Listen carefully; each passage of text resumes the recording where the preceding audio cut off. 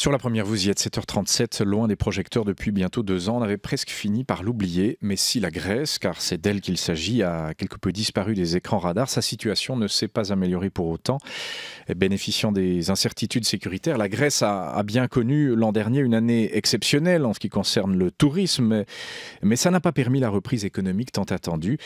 Au contraire, la Grèce est le seul pays de l'Union européenne à avoir terminé 2016 sur une récession avec, on va le voir avec notre invité, avec des conséquences sociales et humaines non négligeables. Notre invité qui est Michel Vakalolis. Bonjour. Bonjour. Vous êtes à Paris, on vous en remercie. Philosophe et politologue grec, maître de conférences en sciences politiques à l'université de Paris 8. Je le disais, la Grèce a disparu des radars, ou quasi disparu des radars médiatiques depuis 2 ans environ. Comment vous l'expliquez, Michel Vakalolis? Qu'est-ce qui s'est passé ? Oui, il y a plusieurs explications.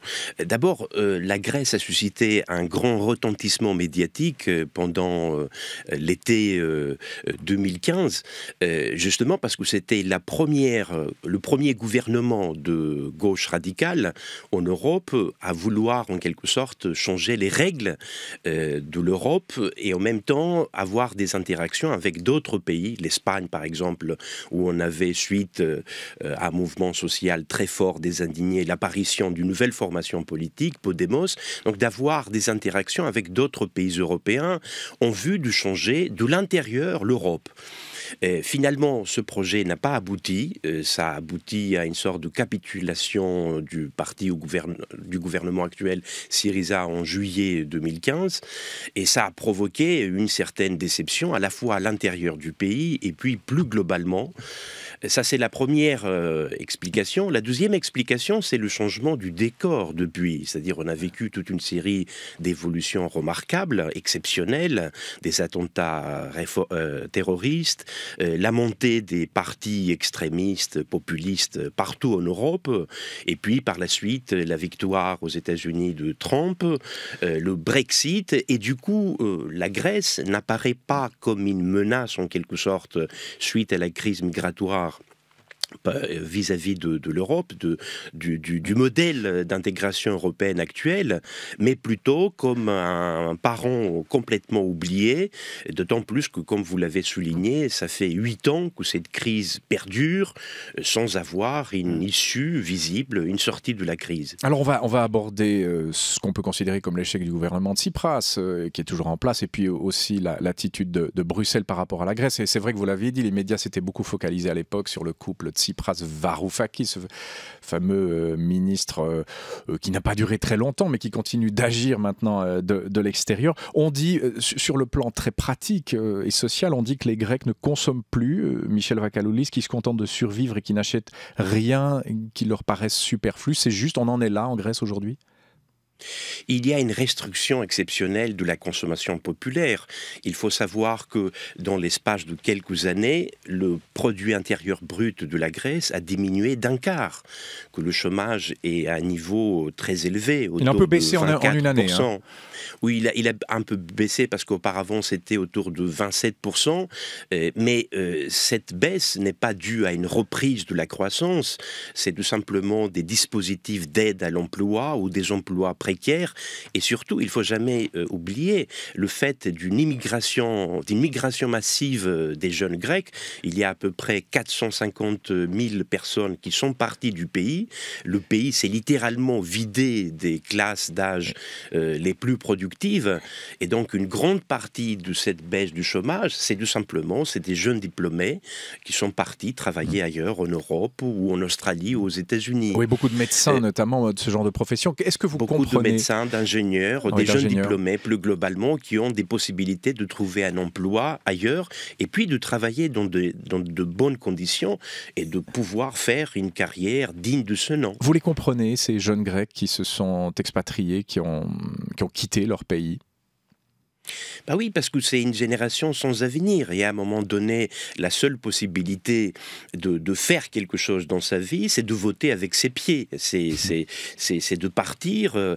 Évidemment, tous les jeunes ne sont pas partis. Il y a des gens qui veulent travailler. Il y a le tourisme qui offre certaines possibilités. Mais on ne peut pas considérer que tous les jeunes Grecs vont devenir des serveurs sur des îles cosmopolites en Grèce pour servir en quelque sorte le tourisme international. Le problème, c'est qu'il n'y a pas, avec la crise actuelle, de perspectives d'emploi, a fortiori des perspectives de carrière. Les salaires sont très minimes, malgré le fait qu'en Grèce, on a instauré un SMIC jeune, cela ne fonctionne pas. Le chômage des jeunes est autour de 50%, des classes d'âge 18 ans, 25 ans. Et puis, la seule possibilité, c'est de partir du pays pour pouvoir faire une carrière et, en quelque sorte, être conforme à ses propres ambitions. Le tourisme, vous l'avez dit, c'est quand même une grande part de l'économie grecque. Il ne s'est jamais aussi bien porté, notamment dû à un euro très faible et à la situation sécuritaire au Maghreb, où les gens ne vont plus. Est-ce que là, le tourisme n'offre pas des perspectives d'avenir un peu plus joyeuses que tout le reste ? Oui, mais le tourisme peut avoir encore des marges de développement, mais on ne peut pas tout miser sur l'industrie touristique, même si la Grèce reste un pays extraordinaire du point de vue des beautés naturelles, des possibilités de voyager, de combiner à la fois l'aspect culturel et puis l'aspect loisir, et puis le mode de vie, la nourriture, le soleil. Mais on ne peut pas miser l'avenir de la Grèce exclusivement sur le tourisme qui, grosso modo, constitue 20% du PIB et à peu près la même chose concernant les emplois. Il faut trouver d'autres possibilités de croissance et surtout, il faut sortir du fardeau de la dette qui plombe toute perspective de croissance. C'est un peu l'éléphant dans la chambre que personne ne veut entendre. Il y a des réaménagements qui sont proposés, mais de manière très lointaine, en tout cas après les élections allemandes, voire après l'horizon de 2018, lorsque le programme actuel, le 3e mémorandum, sera arrivé à son terme, fin 2018. Pas de salut pour la Grèce sans un abandon partiel de la dette publique. On sait que ça fait débat depuis plusieurs années, notamment du côté de l'Allemagne. Pas de salut sans cela, Michel Vakalolis ? C'est ça le problème, que l'exigence actuelle des créanciers, que le pays dégage un excédent primaire budgétaire de l'ordre de 3,5% pour plusieurs années, plombe la possibilité de dégager des surplus pour l'investissement. Et toute cette incertitude concernant les négociations de nouvelles mesures afin de garantir que cet excédent budgétaire soit préservé.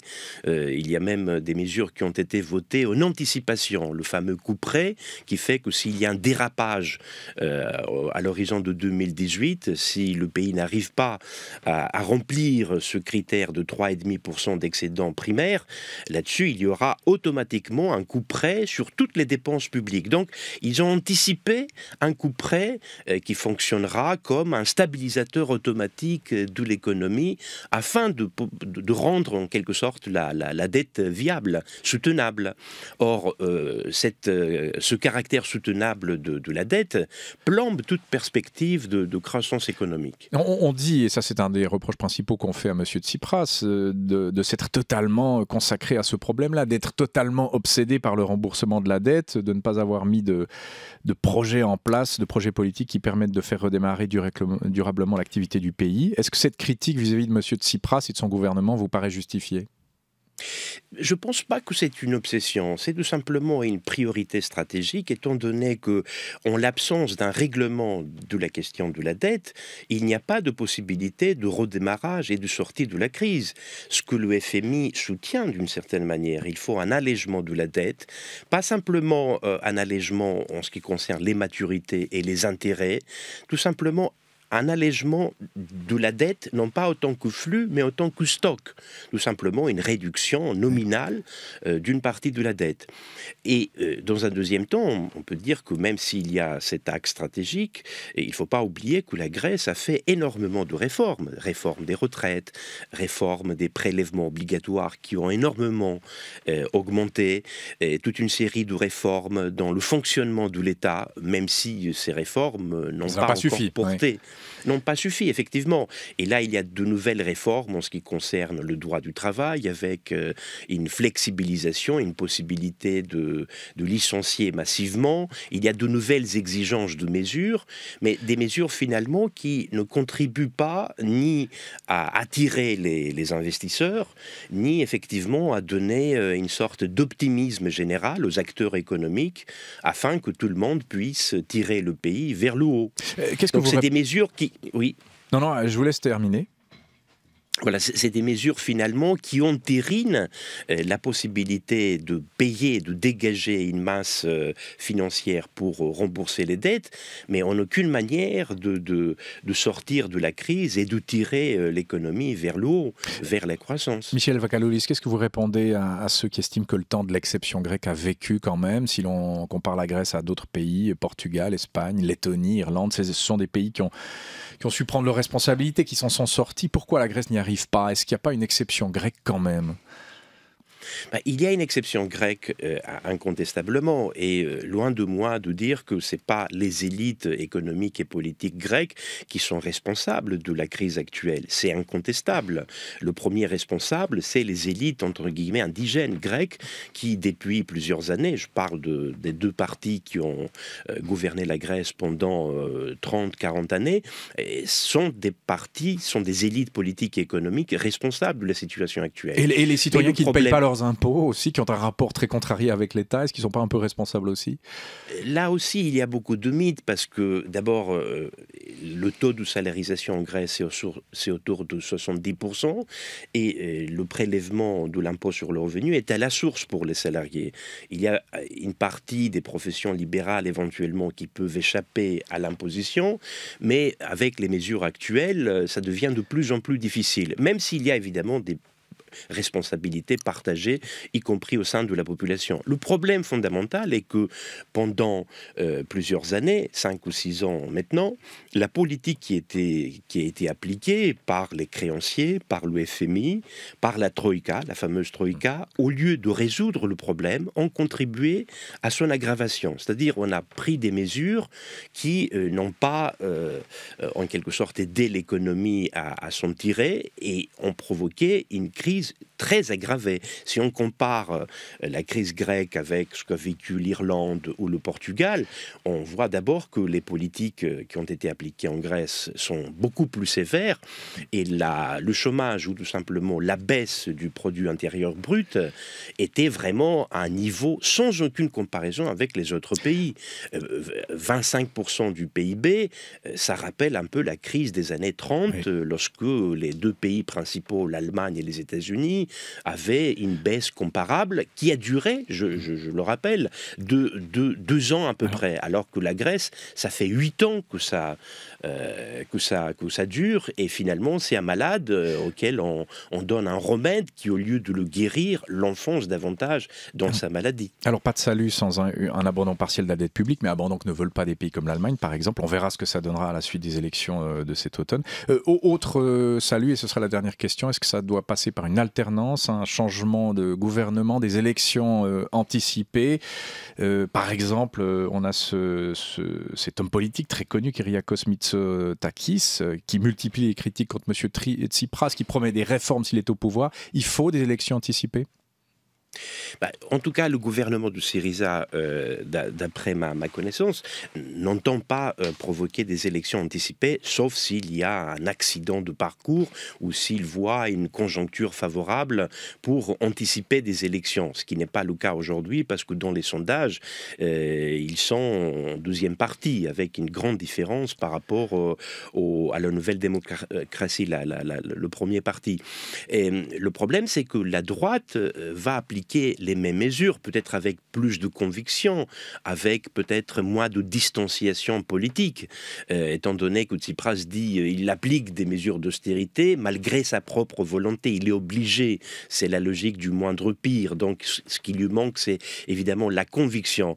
Mais quel que soit le gouvernement, il y a un pilote automatique des mesures qui ont été votées dans le cadre du 3e plan d'aide, du 3e mémorandum, et du coup, y compris M. Mitsotakis, sera amenés à appliquer les mêmes mesures, peut-être avec plus de conviction, ou plus massivement, notamment dans le cadre des privatisations, mais les mêmes mesures vont provoquer les mêmes résultats.